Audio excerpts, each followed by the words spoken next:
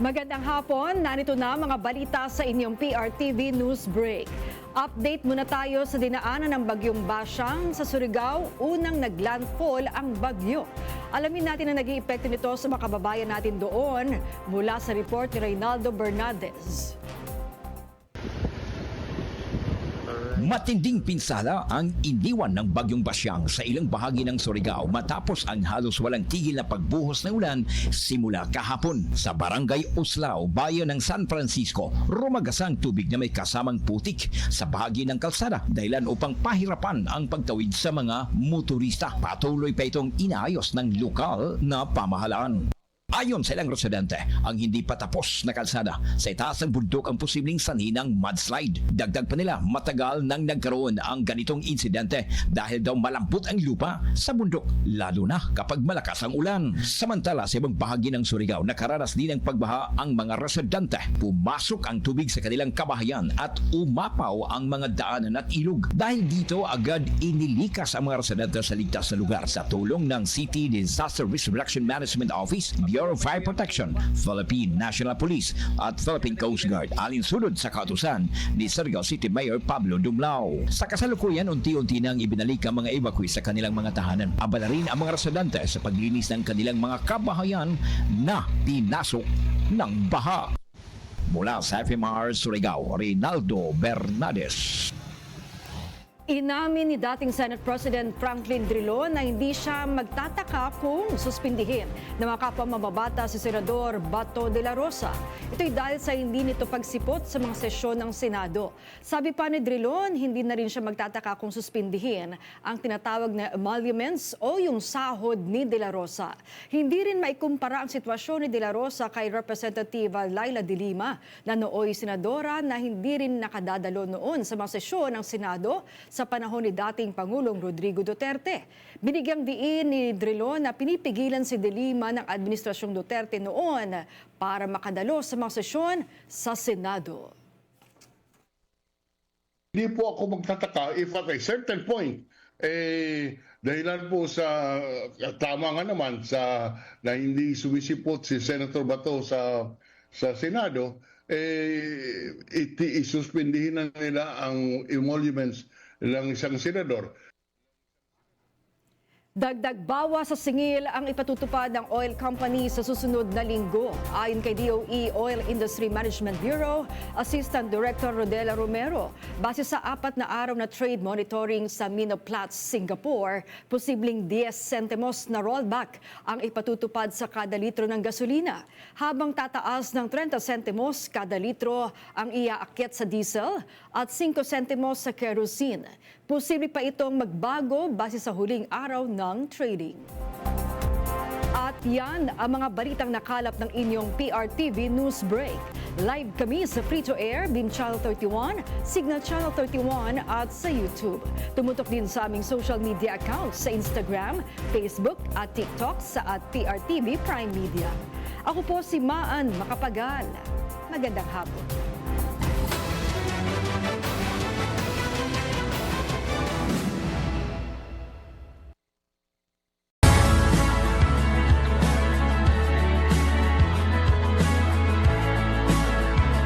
Tunay na katarungan.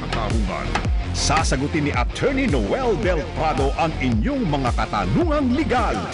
Kasama si Liza Aquino sa Hello Attorney! Hello, Attorney! Bukas na ang linya ng BZMM Radio Patrol sa Istrenta at BZMM Teleradyo. Hello Attorney! Magandang biyernes ng hapon po mga kapamilya at Attorney Noel Del Prado pa rin po para sa Hello Attorney sa DZMM kasama ang aking napakagandang partner Liza Aquino. Hello po mga kapamilya, happy Friday everyone, TGIF. Ito na nga po sa unang linggo ng Pebrero. Yes, at sa susunod na linggo, partner, alam mo na, Valentine's Week na. Nasa utak ko is Chinese New Year.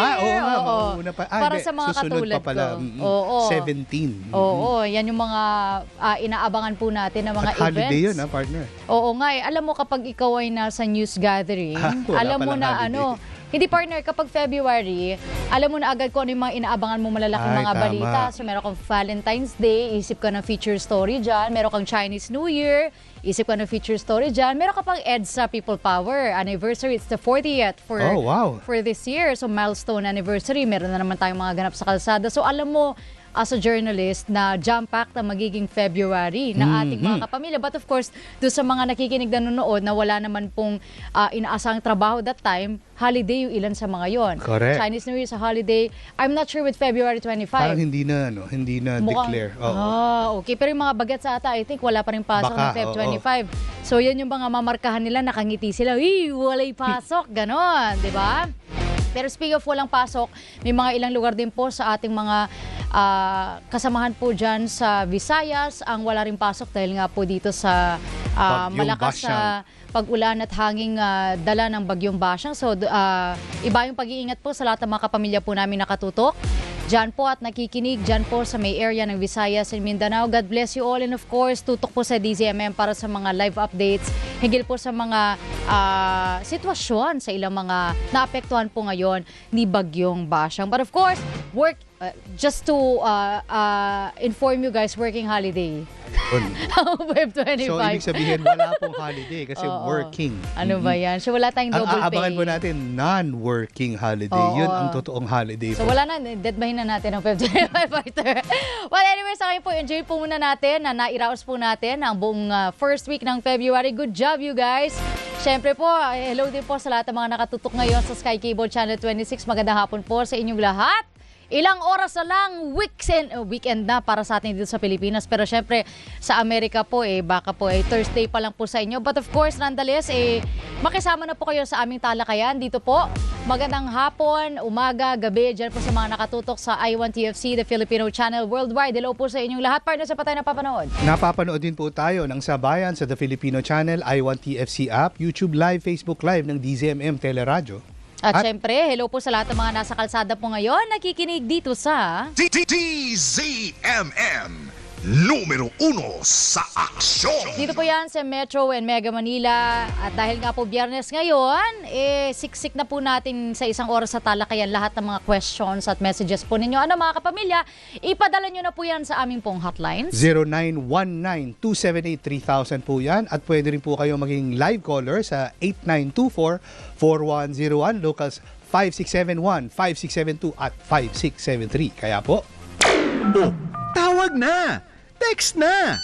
Comment na sa Hello Attorney! Hello, attorney. Sabi ni Louie Basco, ayan, energy! Dahil Yes, pa partner. weekend na. Alam mo, yun ang hindi ko naintindihan actually. Kahit 5 araw ka na diretso kumayol, Monday to Friday, pag Friday talaga biglang may spike ka ng energy. syempre, Kahit 5 araw ka na nagtrabaho. ang tawag ko dyan, partner, ngiting biyernes. Ngiting Biyernes, gusto Ayan, ko no? yan. Kitang-kita sa akin, partner. Yun nga tapos sasabihin ko, kaya pala medyo glowing ka ngayon, partner. Excited ka nang magpahinga over the Siyempre, weekend. lahat tayo. Pero syempre sa ngayon po, of course, panibagong topic na naman ang ating pag-uusapan mga kapamilya sa oras po na 1:10 ng hapon. Protektado ng batas ang mga karapatan mo. Hello Attorney! Marites time, partner Liza. Okay, go ahead, partner. Kasi dito, ang pag-uusapan po natin ay isang desisyon ng Korte Suprema Opo. noong nakaraang taon, May 19, 2025, partner. Okay. At ito ay tungkol sa dalawang mag-asawa, husband and wife, partner. At si husband, ito na, parang MMK worthy. Aba, Okay? ano Si yun? husband nag-file ng adultery laban kay wife. Okay. At doon sa kanyang, sa legal term, paramour. Ibig sabihin yung third party. Okay. So, kasi under the law, hindi ka pwedeng mamili. Hindi mo pwedeng kasuhan lang ng adultery si paramour na hindi idadamay si wife. Okay, so kumaga parang yung kabit. Package deal yun. Package Oo, deal yung yung kabit kabit at na yung lalaki. asawa. Kasi adultery, ang sinasampahan ng asawang lalaki, yung asawang babae, na kumbaga, infidelity with another man. Na merong relasyon Correct. dito sa Oo. So, lalaking hindi pero, asawa. ang kakaiba dito sa kaso, partner, si husband, sa halip na mag-file on his own, Oo. nag-execute siya ng special power of attorney. Meron siyang inauthorize Oo. na mag-file for him. Representative niya. you mean? Representative Okay. attorney. In fact, kasi yan ay nakalagay sa tinatawag nating special power of attorney. At yung special power of attorney ang naging, kumbaga, dala-dala nung kanyang representative at walang kinalaman dun sa dalawa. Parang sinasabi nga, siguro, at most, kaibigan nung asawang lalaki, nag-file, pero nakalakip naman yung Affidavit niya? yung Ano ba yan? complaint affidavit Oo. ni husband. Pero yung nagsampa ng kaso sa korte ay hindi si husband, kung Okay. hindi yung kanyang representative. So marami nangyari in between. Wait, teka lang, partner. Okay. Before we start with that information, sino po ang nagsampa? Ito po ba'y abogado niya?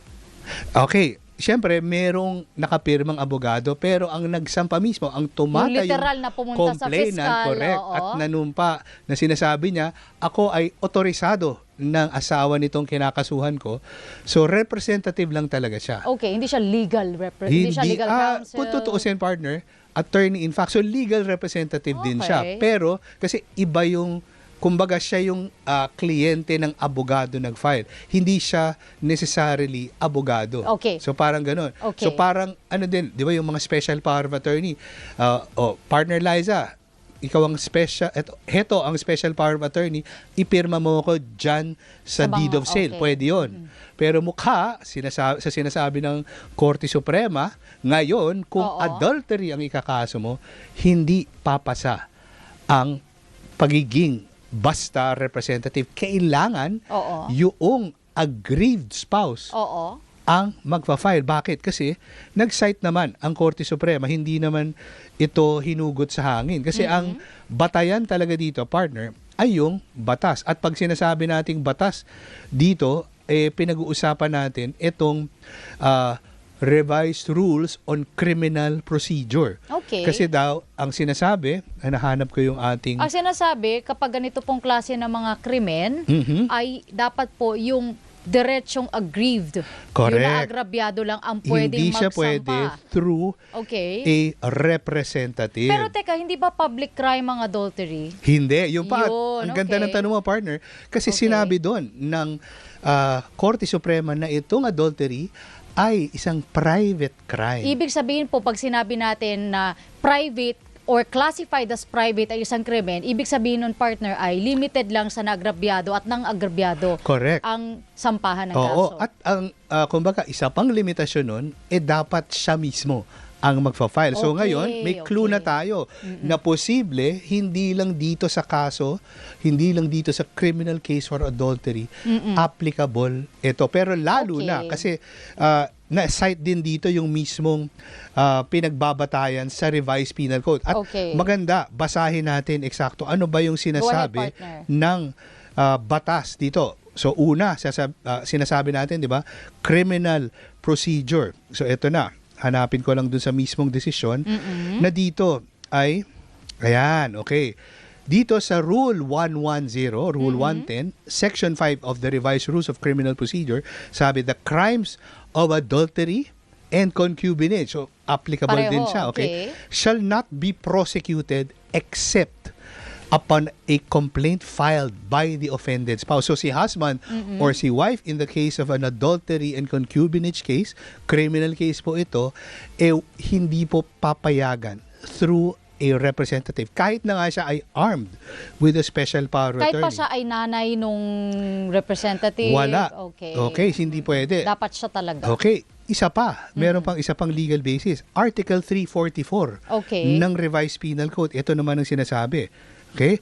Dinagdagan pa, prosecution for the crimes of adultery, concubinage, seduction, abduction, rape, and pero ito, aalisin na natin yung rape kasi Oo, kasi alam mo, ngayon, public public crime crime yan na yun. eh. So Oo. mukhang luma itong pinagbatayan ng Korte Korte Suprema. Suprema. And acts of lasciviousness, the crimes of adultery and concubinage shall not be prosecuted upon complaint.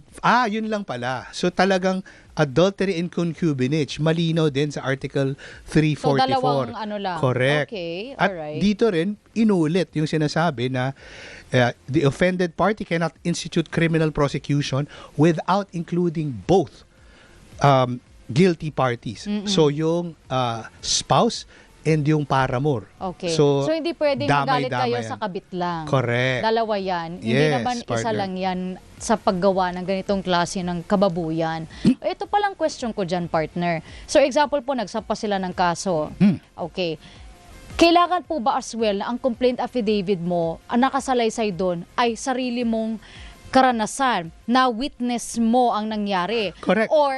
Or minarites lang sa'yo ng kapitbahay mo na hindi naman siya sure, uy, alam mo ba na yung asawa mo nahuli ko na nagmumol kasama ang isang lalaki. So dapat, ang iyo pong salaysay, when you file this particular case, ay ikaw mismo ang Correct. nakakita. Yes, partner. Okay. Kasi yan ang matatawag natin na competent evidence. Hindi siya hearsay evidence. Dapat sinabi natin competent, partner, yan yung tatayo sa korte. Dapat Ibig sabihin, nakita mo, nakapatong sila sa isa't isa, correct. magkasama silang Nakita mo, Okay. narinig mo, na ano ba to, naramdaman. Kasi 5 senses po eh. So, naamoy mo, kung meron mang krimen na naamoy. Oo. Naku, Okay. napapanood ko sa movie yun, naamoy mo yung pabango ng babae. Okay. Saan ka nang galing? O kaya, naamoy mo yung gunpowder, di ba? Yung Oo, pag may pagkaputok lang ng gatilyo, merong, kumbaga, ebidensya yon, partner. Oo. So, kung tutuusin, dito naman, meron naman talagang complaint affidavit based on personal experience.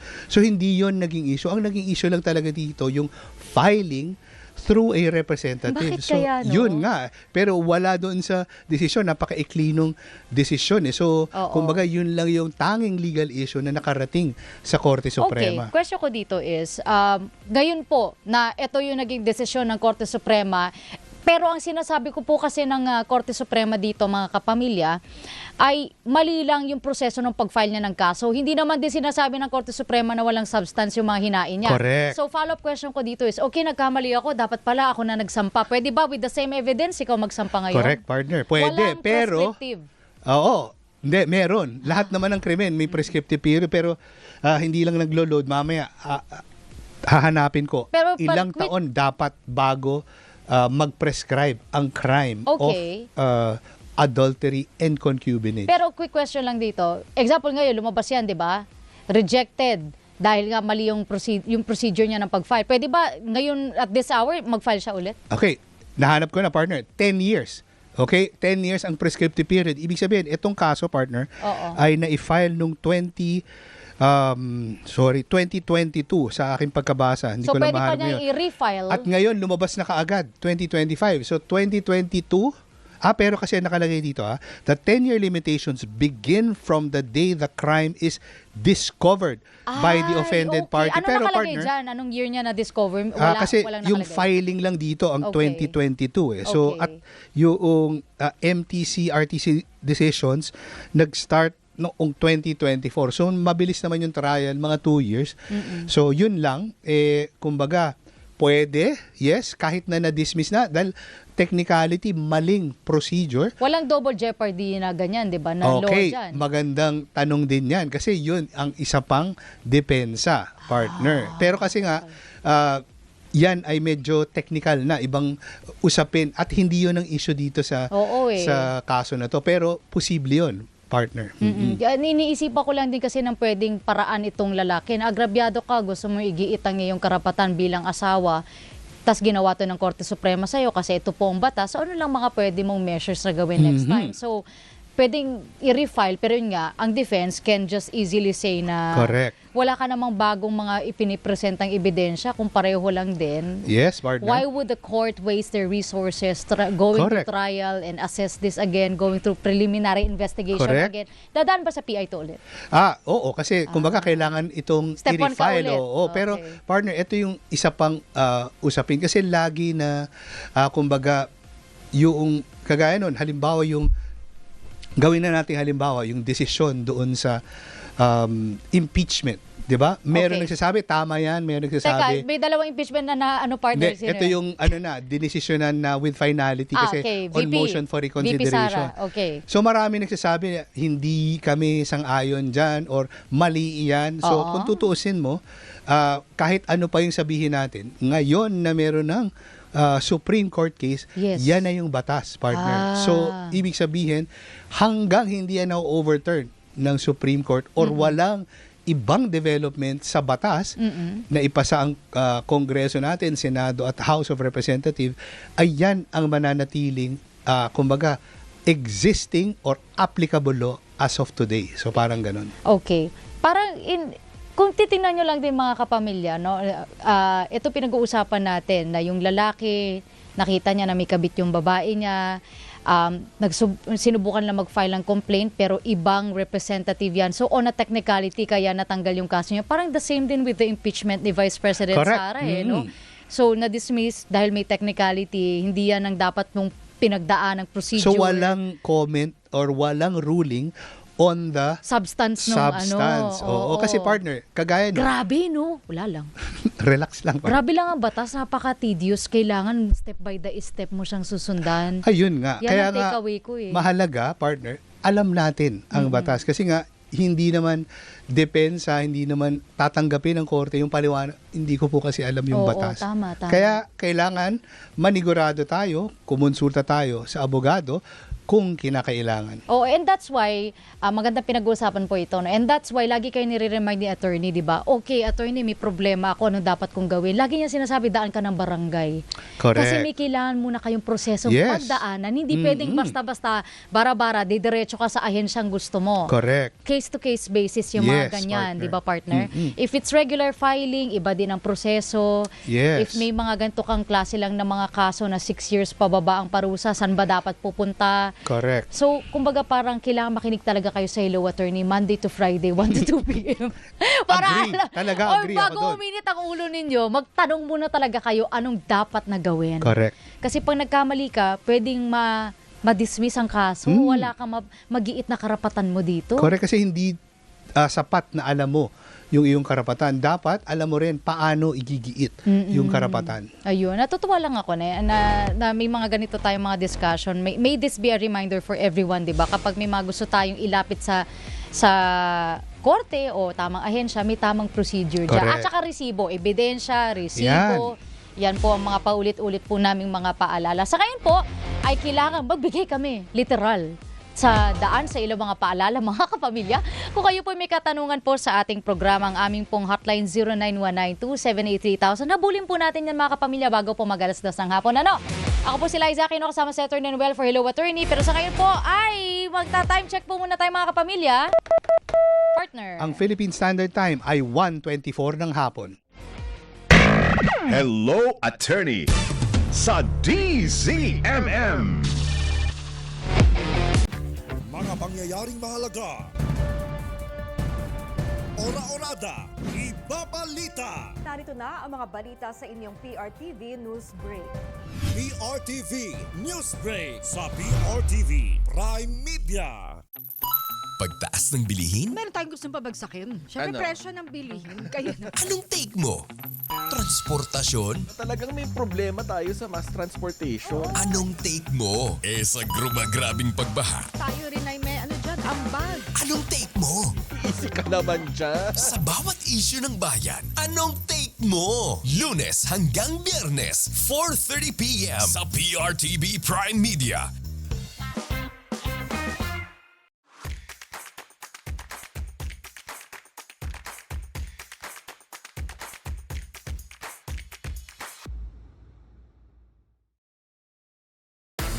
Pagdating sa panonood, may ka-vibes ang bawat Pilipino. PRTV Prime Media. Channel 31 sa Mega Manila, Naga, Cebu, Davao at Zamboanga. Channel 26 sa Baguio at Iloilo. Nationwide sa Signal Cable Channel 31. At pati na rin sa YouTube. Yan ang PRTV Prime Media. Ka-vibes! Gising! Ang inyong Mr. Gising in the morning. Ayun. With pleasure. Energy! Ang hatid namin tuwing umaga. Kasama ang mga sisiksik ng 6 a.m. mo ng talakayan, balitaan at kwentuhan. Alvin L. Chico sa alas 6 at kasama si Doris Bigornia sa alas 7:30, Lunes hanggang Biyernes sa DZMM Radio Patrol sa East 30 at DZMM Teleradyo. Mga pangyayaring mahalaga. Ora-orada, ibabalita. Narito na ang mga balita sa inyong PRTV News Break. PRTV News Break sa PRTV Prime Media. Pagtaas ng bilihin? Meron tayong gustong pabagsakin. Siyempre, Ano? presyo ng bilihin. Kayo na. Anong take mo? Transportasyon? Talagang may problema tayo sa mass transportation. Anong take mo? Sa grumagrabing pagbaha? Tayo rin ay may ambag. Anong take mo? Easy ka naman dyan. Sa bawat issue ng bayan, anong take mo? Lunes hanggang Biyernes, 4:30 p.m. sa PRTV Prime Media.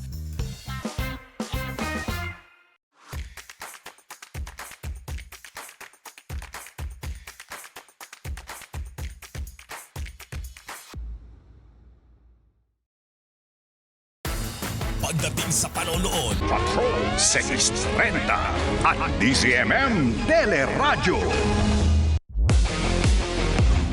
Malinaw na ang lahat sa pinagsamang Attorney Noel Del Prado at Liza Aquino sa Hello, Attorney! Nagbabalik po ang Hello Attorney with Tambalang Aquino Del Prado. Ito, partner, Hello Yes! Attorney News. Oath-taking at roll signing ng ceremonies ng mahigit 5,000 bagong abogado. Hello Attorneys po. Isinagawa ngayong araw. Narito ang balitang kumpirmado sigurado. Hatid ni Radyo Patrol, Steve Raz. Steve, magandang hapon.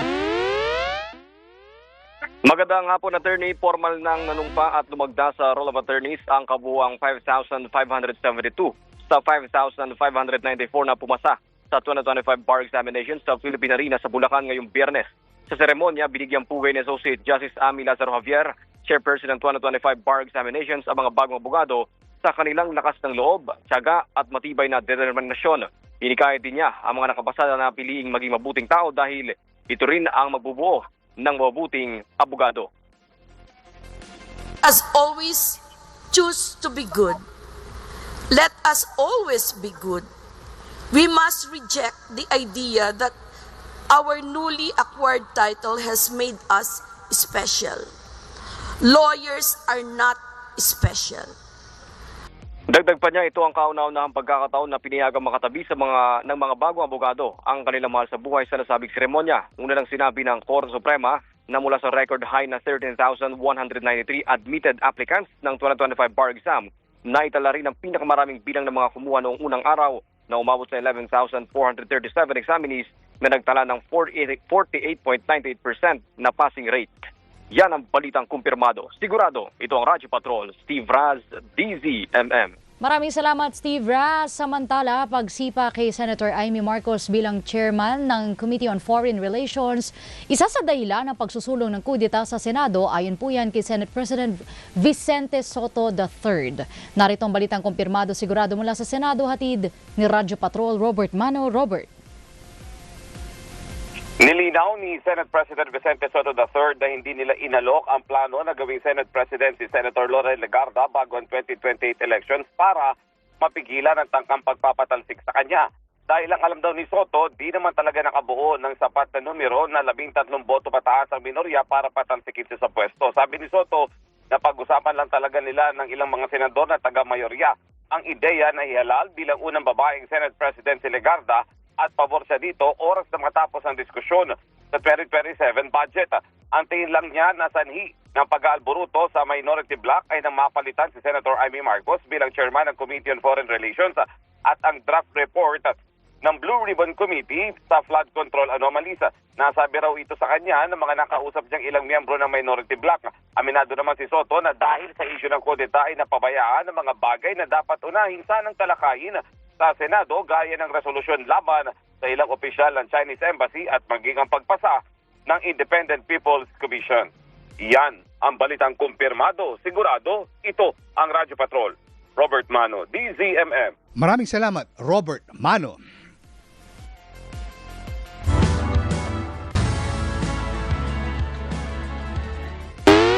Basta't may nangyari, nakareport agad sa DZMM Radyo Patrol sa Instrenta. Huwag nang mag-atubili. Batas na ang nagsasabi. Hello, Attorney! Nagbabalik po ang tambalang Aquino del Prado dito po sa Hello Attorney sa DZMM. Nasa linya na po natin si Red ng Quezon City. Red, magandang hapon. Welcome to Hello Attorney. Hello po. Afternoon, Attorney. Yes, Miss Red. Liza. Hi, Go ma'am. ahead po sa inyong katanungan. Yes, Attorney. Ang Opo. case po namin is judicial partition of real property with damages. Okay. Now, ang scenario po, yung co-plaintiff namin, gusto na po nilang makipag-settle Mhm. sa defendant Okay. due to yung expenses. Okay. Now, Attorney, I was told na kapag ka ang isang co-plaintiff is hindi willing makipag-settle, tuloy pa rin ang kaso. Tama po? Opo. Ngayon, Attorney, ang tanong ko, meron po ba kaming pwedeng grounds or pwedeng i-case dun sa co-plaintiff namin? Kasi Okay. gumigibas na sila eh.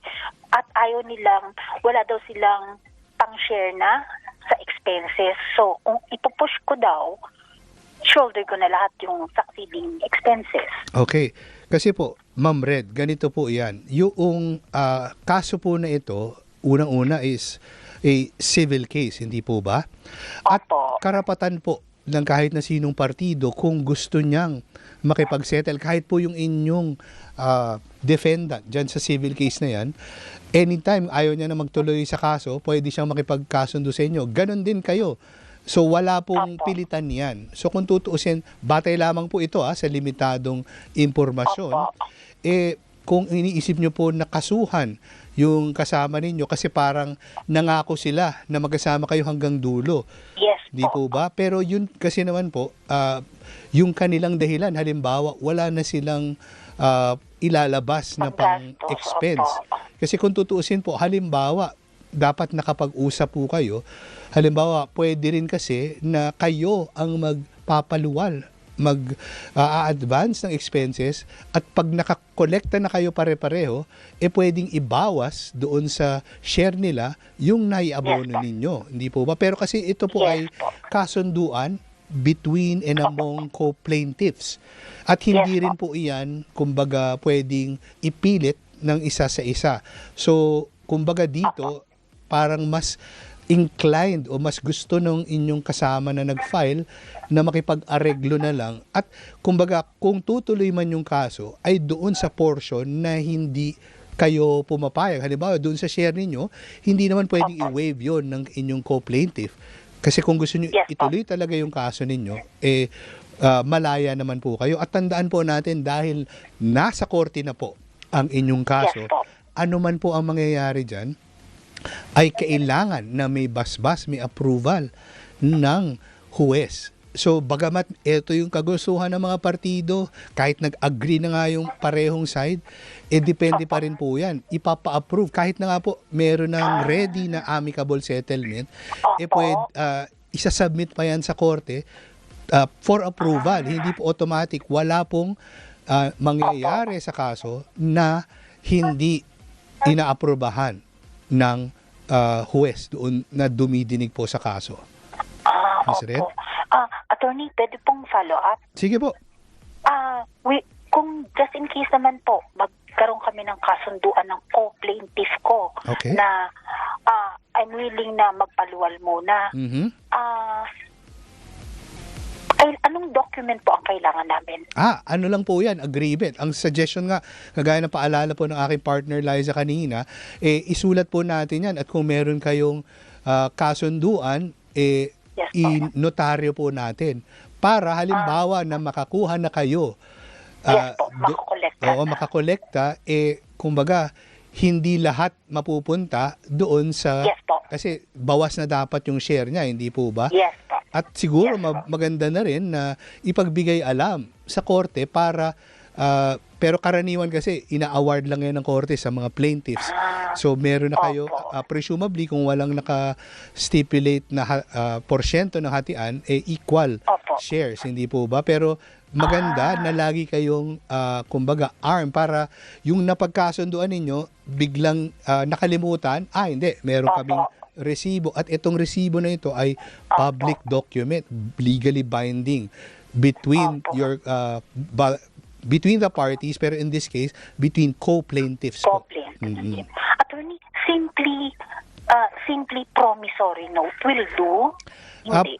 Pwede po, pero kasi dito wala pa yung award so hindi niya maipapangako sa inyo magkano yung at 'di ba hindi niyo alam kailan kayo magpapaluwal at kung magkano, so paano po niya yan maipapromise. Pwede po kasi na memorandum of agreement or just agreement or contract, wala naman, hindi naman po mahalaga kung ano yung title. Ang mahalaga po yung magkabilang panig, kagaya nun yung pangako ninyo na mag-advance, dapat nakasulat din yon. At yung pangako nila na kung ano man yung makuha nila dito sa particular na kaso, ilagay nyo na po yung title ng kaso, pati yung kumbaga docket number, kumbaga willing sila na bago nila makuha iaawas o kaya pag natanggap na nila ibabalik nila sa inyo at dapat itali nyo sila sa specific period kailan yon. Kasi pwedeng kung hindi nyo na specify, malabo ang usapan kung kailan sila magkaroon, dapat naibigay na sa kanila yung pera, so dapat mabayaran na kayo kaagad, hindi po ba? Last na po, Sige po. Attorney, dun po sa with damages, pwede po ba ang maging option ko if mag-execute sila ng waiver for damages? Meaning hindi sila kokolekta dun. Ako nagagastos ng mga succeeding. Actually, pero pwede naman po. Mag-claim. Hindi naman po iyan kasi tandaan po natin, internal po ito sa inyo. Kumbaga, hindi nyo pwedeng sabihin, kasi kumbaga nandun po sa inyong kasunduan. Pero kasi po ang mas mahirap po dito, kumbaga, hindi pa quantified. Hindi nyo pa alam kung magkano yung iaabono ninyo. Hindi po ba? Kasi halimbawa, i-waive nila lahat ng damages. It turns out, mas malaki yung winave nila dun sa kailangan nilang bayaran. So, baka magkaroon pa kayo ng panibagong kaso dun sa hatian sa damages, hindi po ba? Pero kung kwentas klaras po na magkano yung iaabono ninyo, bibigyan nyo sila ng resibo para lang malinaw, at yun lang yung ibabalik sa inyo, pwede nyo i-specify yung interest. Kasi, di ba, nung nag-abono kayo, iba yung halaga ng pera nung nauna hanggang kung kailan kayo makaka-actual na kolekta. Yun. Kumbaga, quantifiable na po yun. Kahit wala pang eksakto, so magkano yung inabono plus interest at that time na nag-abono po kayo. Mas malinaw po iyon. Yes po. Thank you, Attorney. Salamat Marami din po akong nakuhang idea sa inyo. Ay, maraming salamat Sa din. susunod na lang po ako tatawag. Tawag po ulit. Kasi Opo. meron pa pong follow-up. Opo, Miss Red. Abangan nyo po, pag naka-red po ulit ako. Tawag po ulit kayo. Salamat po. Thank you, Attorney Thank you po. and Miss Liza. Salamat po, Miss Red. Until next time. Of course, ma'am. Welcome po kayo lagi dito po sa Hello Attorney. Ano man pong kulay ninyo, wala tayong pinipiling kulay dito, mga. Naipasok mo pa yun. Pink po ako, pink. Okay. Ay, kulay rosas. Ang bukas. Ang bukas? Salamat, ma'am. Ingat po kayo. Ayan po si Miss Red ng Quezon City, mga kapamilya. Dadako lang tayo mabilisan po dito sa ating pong mga kasamahan. So, Ang dami na live nila. stream. I-acknowledge lang natin, partner, yung unang-una, kanina pa ito nag-post.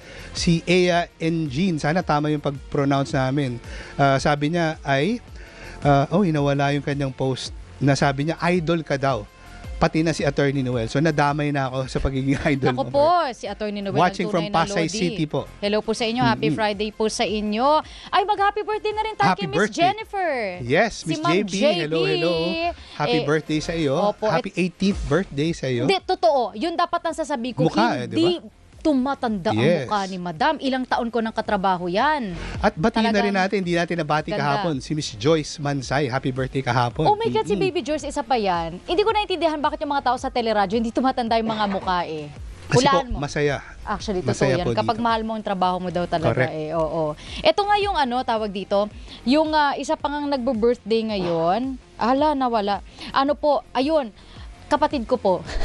Happy birthday, kapatid ni Liza. Oo. Hindi, iniisip ko, ano kasi yun, ilang taon na siya, yung edad Names, niya. partner. Yung edad niya nasa utak ko. Happy birthday po sa bunso namin kapatid, si Attorney Ella.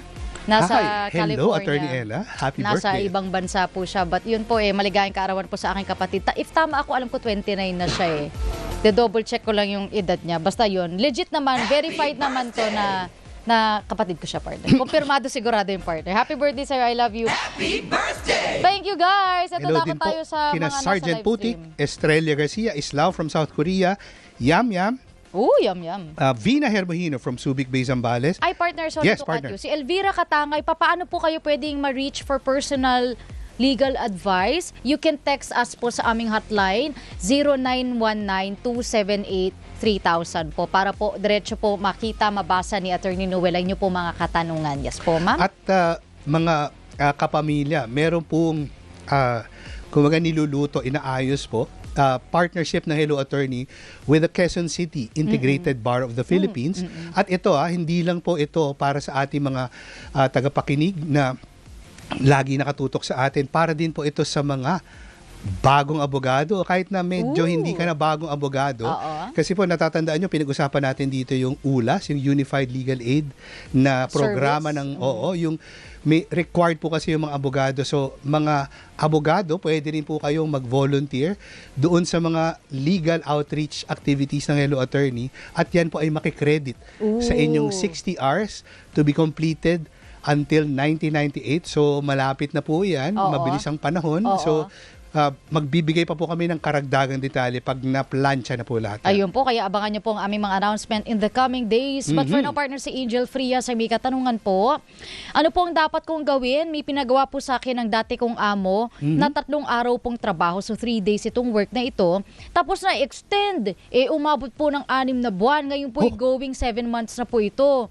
Pwede po ba ako magtanong na dito po sa aking amo na pwedeng maregular na ako? Ano kaya yung trabaho? Po kasi kagaya po niyan, lagi natin pinag-uusapan dito kung ang inyong ginagawa ay necessary and desirable. Oo, ang tagal Pwede ka na nga makonsider na regular employee from day one. Pero kasi ito, partner, may pinapagawa. So malamang wala itong nakasulat.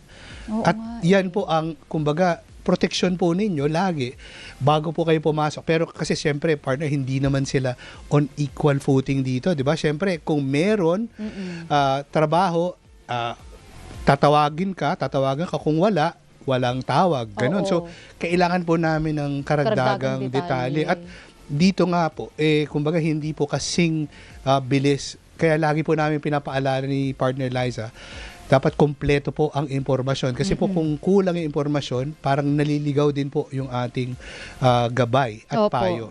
Miss Angel Frias, I hope you're still listening to us now. Ang aming pong hotline, 0919-278-3000. Mabilis lang pong ma-memorize. At kung gusto nyo po kami aming tatawag po number. sa inyo, Opo, i-text nyo lang po sa Televiber hotline. Opo, para malinaw lang po Kawawa ka naman. Grabe naman yung from 3 days, naging 6 months. May kilala akong ganyan na nga ako na 6 months partner Pag Wala Valentine's yung nangyari, ba yan? Kwento partner. na yan, partner. May mga, sabi niya, nangako na nga ako, in-expect niyo pa, natuto pa rin ko. Ayun, nasa ICC ngayon. But Happy anyway, Valentine's, Partner Liza. Si Sergeant Putik, si Yam Yam, si Ligaya Chingtan. partner correct. si Day. Oo. Yung talaga pangalan niya sa YouTube. Sabi niya, may habol po ba mga pinsan ko kung sa akin lang binigay ang mana? 3 matandang dalaga kong mga tita ito. May extrajudicial settlement po kami. So, kailangan natin makita kung ano yung nakalagay sa extrajudicial settlement. Kasi kung nandoon, di, matatandang dalaga. So, technically, walang anak tong mga to Correct. So, sa kanya binigay. Okay. So, nagrereklamo yung mga pinsan. May habol ba daw sa kanya? pero kasi, kung binigay sa kanya ng mga matatandang dalaga, hindi extrajudicial settlement of estate yun. Diba? Ano Kasi, yun? either yan ay pinamana through a will, or yan ay idinonate sa kanya. At karapatan po ng sino mang nabubuhay na tao, lalo na kung wala naman siyang compulsory heirs, na ibigay kahit kanino yan. Pero ito ay batay lamang po sa limitadong impormasyon. Kasi pwede po yung, kumbaga, magbago. Halimbawa, kasi sinasabi niya, extrajudicial settlement. Doon ba, sinasabi ba nung kanyang mga pinsan, iba yung napagkasunduan natin, iba yung nakalagay sa extrajudicial settlement. So kung ganun, pwede sila talaga maghabol. O kaya partner, kung halimbawa yung mga pinsan na yan ay talagang kasama sa mga heirs at na-preterite sila, yung kanilang kumbaga legitimate, pero dito parang hindi po gano'n ang nangyari. So gusto po namin malaman ano yung eksaktong nangyari para po mas malinaw po ang aming sagot. Tawag po kayo sa amin kung Yes. maaari po, no? Pero sa ngayon mga kapamilya, magbibigay daan po muna kami sa ilang mga paalala. Habol-habol po, meron po tayong few minutes pa sa Yes. program. Padala nyo pa po inyong mga katanungan. Babasahin po natin maya-maya sa pagbabalik ng Hello! Attorney. Hello, Attorney sa DZMM. May nagbago. Pagdating sa panonood, may ka-vibes ang bawat Pilipino. PRTV Prime Media. Channel 31 sa Mega Manila, Naga, Cebu, Davao at Zamboanga. Channel 26 sa Baguio at Iloilo. Nationwide sa Signal Cable Channel 31. At pati na rin sa YouTube. Yan ang PRTV Prime Media. Ka-vibes! Gising! Ang inyong Mr. Gising in the morning. Ayun. With pleasure. Energy! Ang hatid namin tuwing umaga. Kasama ang mga sisiksik ng 6 a.m. mo ng talakayan, balitaan at kwentuhan. Alvin L. Chico sa alas 6 at kasama si Doris Bigornia sa alas 7:30, Lunes hanggang Biyernes sa DZMM Radio Patrol sa East 30 at DZMM Teleradyo. Mga pangyayaring mahalaga. Ora-orada, ibabalita. Narito na ang mga balita sa inyong PRTV News Break. PRTV News Break sa PRTV Prime Media. Pagtaas ng bilihin? Meron tayong gustong pabagsakin. Siyempre, Ano? presyo ng bilihin. Kaya na. Anong take mo? Transportasyon? Talagang may problema tayo sa mass transportation. Anong take mo? Sa grumagrabing pagbaha? Tayo rin ay may ambag. Anong take mo? Easy ka naman dyan. Sa bawat issue ng bayan, anong take mo? Lunes hanggang Biyernes, 4:30 p.m. sa PRTV Prime Media.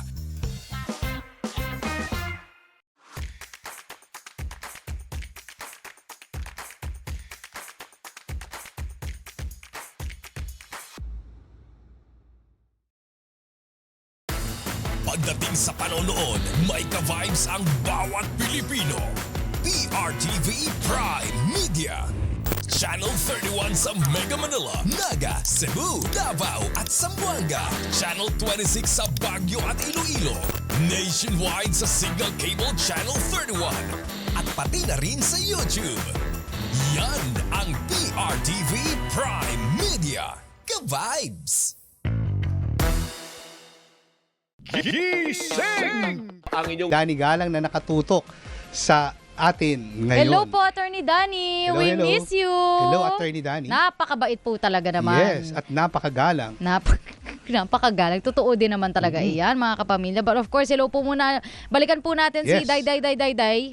Ang kanya pong sinabi, nagkapirmahan ng EJS. Okay. Extrajudicial settlement. Ma'am, pasensya na po kayo. Baka kaya po nating Itawag. Itawag. Pero kagaya po niyan, kapag nakapirma sila sa isang kontrata, or in this case, extrajudicial settlement of estate in the form of a joint affidavit yan, a declaration. Oo. Kami lang ang naiiwang heirs, walang iniiwang utang, ito yung kabuuan ng mga ari-arian, at kung pumirma sila doon at lahat nag-agree na ipinauubaya nila yung kanilang share sa iyo, may presumption of regularity po yan kung gusto nilang questionin yung genuineness and due execution. Kaya nga po yan ay naka-notaryo. Kasi pag notaryado po yan, in the form yan ng public instrument, kumbaga pwede yang tanggapin, halimbawa ng government office ng Register of Deeds o kaya ng Bureau of Internal Revenue for the assessment of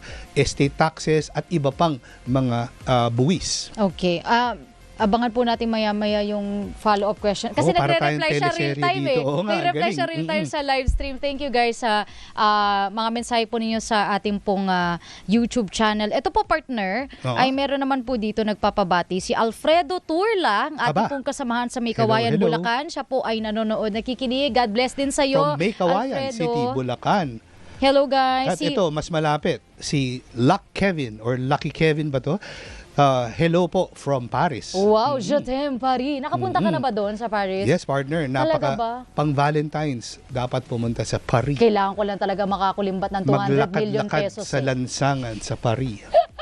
Ang ganda. Si FFEJ Solar, siya po ay nanonood mula sa Bislig City, Surigao del Sur. Sa ngayon, okay na daw ang kanilang panahon doon. Okay. At nakapaglaban na sila. Ay naku, salamat sa Diyos. Okay na kayo dyan. Isang linggo daw na ulan. Oo. Napakadelikado eh. Salamat po at Ingat-ingat nakaraos kayo dyan. Hello din po kila Sergeant Putik, kay Memalang, Oscar de Gamina, Sarah from Los Angeles, California, Tita Nona Damian, Si Sergeant Mema lang, Putik. sabi niya sana maging abogado daw siya. Pwede pa Ano po. bang tips na mabibigay mo sa mga nais na, yung nais na mag-enroll sa law school? Anong mga tips ang ibibigay mo? Ulitin Pwede. ko lang yung sinabi ni Justice kanina. Na hindi kayo special? Lawyers are not special.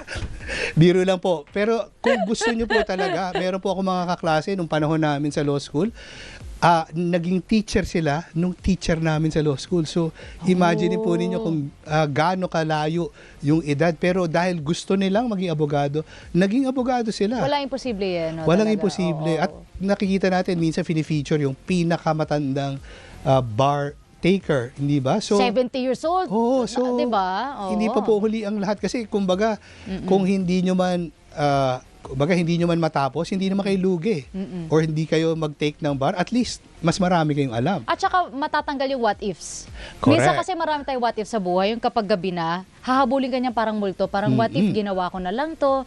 What if inano ko to? Pinursu ko to? What if hindi ako nakinig sa opinion ng iba tapos sinunod ko anong gusto ko? Yes. So at the end of the day, aboga siya man o ano man pong kurso yan, Correct. babalik ka sa purpose. Correct. At Ano ba talagang kagaya gusto din ng mong mangyari? pagdudoktor, partner. Napakahirap po mag-aral. Kung kaya nga, malalaman nyo rin habang nag-aaral kayo, ito talaga ang gusto ko, kahit gaano to kahirap, magpupursigi ako. Pero kung talagang naisip niyo lang, pwede, pero pagdating nyo doon, ay, hindi pala to para sa akin. So, malalaman nyo rin po na, kumbaga, may closure na kayo. Di ba? Hindi ito para sa akin. O kaya, ay, para sa akin talaga to. At the end of the day, hanggat buhay ka, there's still a chance to Correct. change and pursue other dreams, di Correct. ba? Oo. Pero yun nga, may malang nakikinig ka ngayon. Kung gusto mo maging abogado, why not, di ba? Oo. Tapos balikan mo kami pag bar passer ka na, ang dami kong kilala mga tao na biglang nag-shift lang ng career, bigla gusto na nila maging abogado. Ngayon, nanumpa na. Congratulations, Attorney Ernie Manyo. Dati siyang reporter ng ABS-CBN, abogado na ngayon, di ba? So, Congrats. walang imposible talaga. Basta mahal mo siya kasi mahirap siya. Opo. Hindi biro ang ginagawa ninyo, Hindi. partner. Kung alam niyo na po yung kapal ng mga yung mga binabasa ni Alam ko Attorney yung mukha. Handa na Ako yun, tanggapin. partner. Ako yun. Pero si Attorney Noel, before siya pumunta ng booth, nag-aaral po yan. Kakapal yung mga pinag-aaralan niya na mga batas. Sandwich, makakapa. Parang para ba Inaaral ko. natin pagkakasya ito sa 20-minute discussion sa program.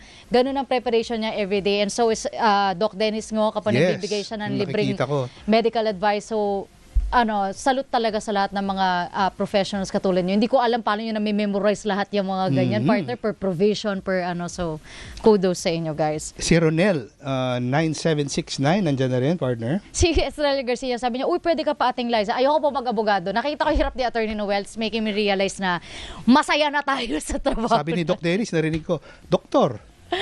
Carry na rin tayo. Okay na ako sa broadcaster, partner.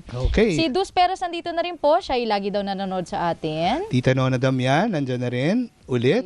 Grace Pedregosa, watching Ay, si always. Ninette Kirihara, hello guys. Show Hello, Matthew. Miss Ninette. Happy Friday. Hello. Elvira Katangay, nabati na ba natin? Ay, hindi Ayon kanina, yung reach ng personal advice. Louie Basco, lagi din nandyan. Hello po sa inyong lahat. Cesar Baha, si Fe Solar. Si Sergeant Putik, sabi niya, ang ganda naman yan, may partnership with IBP. O, di ba? Yes, meron po. O, pero na-excite ako, pero syempre, of course, hanggat wala Attorney pang Shelo, final. Sendidosa, hello. Oo nga. Ayun, pag may final na schedule na Opo. with it, anunsyo po natin yan dito sa ating programa. Si MCJ Lehorde, good afternoon po. Pa-shoutout sa asawa ko. Baka may pangalan yung asawa mo, wag kang mahiya. Banggitin na natin dito. Walang Oo nga. nakalagay ko lang eh. Si MJ Ranola, hi Vicky Bicol Joe. Ano yun? Oh. Hindi ko rin po naintindihan. Oo. Parang may code kayo, ha? Oo. Pero ayun nga po, before lang, may 5 minutes na lang tayo bago mag-end ng program. Ang ating pinag-uusapan kanina, partner B, yung bagong kautusan ng Korte Suprema, di ba? Adultery and concubinage, kailangan yung aggrieved parties lang na involved ang dapat involved dito sa Opo. case na ito. Follow-up question before we wrap this up. Pero kapag presentation ng evidence, pwede naman statements ng iba, right? Oo, pero yung statement kasi, tandaan natin, sa under the Constitution, merong right to confront the witnesses.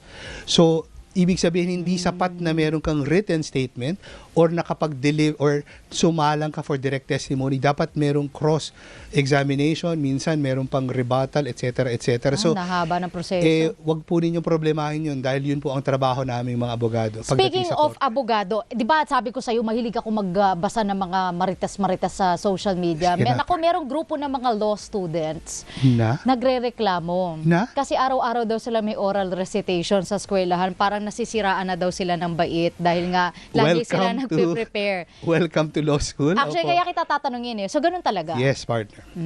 Ganun talaga. Pero kasi hindi naman lahat ng eskwelahan ganun. Oh, okay. So, pero syempre hindi mo malalaman hanggang hindi ka nag-enroll. O kaya, magtanong. At ngayon, partner, ang dami ng mga online na mga Curriculum ba yan? conversations. Hindi. Forum? Malalaman mo na online forums na paano ba sa law school A, law school B, law school C, etc. So marami na po kayong, kumbaga, makukunan ng impormasyon bago pa kayo tumalon dyan sa desisyon na maglo-law school ako. Pero ganun pala talaga siya. Kailangan talaga sasakay ka sa kung anong tinuturo. If it's everyday, ang oral recitation, challenge accepted, magpe-prepare ka before you go to the classroom. At partner, dapat handa kang mapahiya. Kasi talaga, seryoso? Yes, partner, kasi pero kasi kung ayaw mo mapahiya, maghanda ka, 'di ba? Mag-aaral ka mabuti, I like that. 'di ba? Gusto ko 'yan. Pero Oo. partner, panoorin niyo yung Bar Boys 1 and Bar Boys 2 kasi may mapupulot? makikita niyo yung sample ng recitation sa law school kung paano lahat merong umiiyak na hindi pa tinatanong, partner. May ganun, partner. Grabe. Well, maganda yun in preparation kasi sa korte, pag sa totoong Correct. mundo na, hindi ka naman pwede magsabi sa huwes, so ito muna, lagi ka na lang tanong ng tanong. Bulong natin kay Doc Dennis kung ganyan din ba sa med school, Doc? Oo nga, iba yata ang hamon doon sa Opo. kurso niya. But anyway, yun nga po, takeaway po namin dito as we wrap up the work week ay kung mahal nyo isang bagay, since buwan ng Feb-ibig naman tayo ngayon, ilaban nyo yan! Push, push, push lang, guys. Love, love, love. Love, love, love. Energy, energy! Energy! Ako po si Happy Liza Friday. Aquino. Happy Friday mga kapamilya. At ito nga po, paalala po namin dito sa programa. Hatid po namin lagi ang mga batas sa madaling maintindihan. Attorney Noel Del Prado po, wag po kayo mag-alala. Magtanong lang at manigurado. Dahil dito po sa Hello Attorney, Sagot ka ng batas. Susunod, Dog Dennis Ngo at Tita Winnie Cordero. sa DZMM, Aksyon ngayon! See you guys on Monday. Happy Happy weekend, weekend. partner. Happy Bye, weekend. guys. Hello, Attorney. Sa DZMM. Bad vibes ang dramahan sa umaga. Sorry. Gising! Ang inyong Mr. Gising in the morning. Ayun. With pleasure.